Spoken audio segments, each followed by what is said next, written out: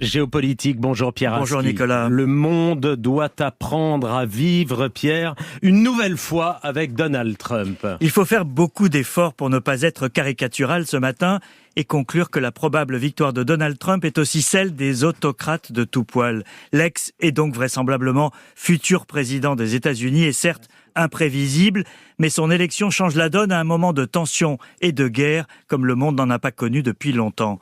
Son retour à la Maison-Blanche marquera symboliquement la fin d'une époque et, au risque de paraître excessif, la fin d'un monde qui prenait déjà l'eau de toutes parts, celui du multilatéralisme né en 1945. Ce monde dont la superpuissance américaine était à la fois le gendarme et le parrain, pour le meilleur et pour le pire. Pour les Européens, c'est le retour d'une image qui reste gravée dans les mémoires, celle d'un fameux G7 en 2018. On y voit Donald Trump, assis les bras croisés, un regard aux allures de défi. Et face à lui, Angela Merkel, la chancelière allemande, en appuie sur ses mains, le corps en avant, entourée des autres dirigeants occidentaux. Cette image de confrontation entre alliés est le cauchemar qui hante les tenants de la démocratie libérale. Mais est-ce le même Donald Trump qui revient à la Maison-Blanche ? Alors la campagne électorale marquée par la violence verbale et les excès a montré que Trump faisait toujours du Trump. Il n'a pas changé de personnalité. Ce qui a changé, c'est l'état du monde par rapport à 2016, la date de sa première élection. Nous vivons aujourd'hui avec deux guerres majeures, l'invasion russe de l'Ukraine et le Proche et Moyen-Orient, et une rivalité sino-américaine qui n'a fait que s'amplifier depuis que Donald Trump lui-même en a allumé la mèche. Dans ce contexte, l'imprévisibilité du futur président est tout sauf rassurante.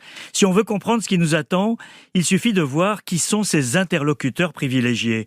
Au sein de l'Union européenne, c'est Viktor Orban, le Premier ministre hongrois, chef de file des eurosceptiques et leader du fan club de Vladimir Poutine sur le continent. Cité en exemple par Trump dans ses meetings, proche des penseurs d'extrême droite qui ont façonné le programme du candidat républicain.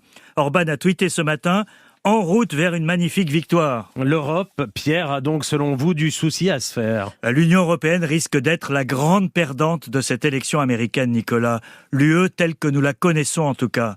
La manière dont Donald Trump va gérer la guerre en Ukraine, qu'il a promis, rappelons-le, de régler en 24 heures, va dicter la suite des événements. Qu'il débranche l'aide américaine à l'Ukraine, qu'il pousse le président ukrainien Volodymyr Zelensky à négocier en position de faiblesse avec Moscou, et c'est toute l'Europe qui en sera affectée, affaiblie.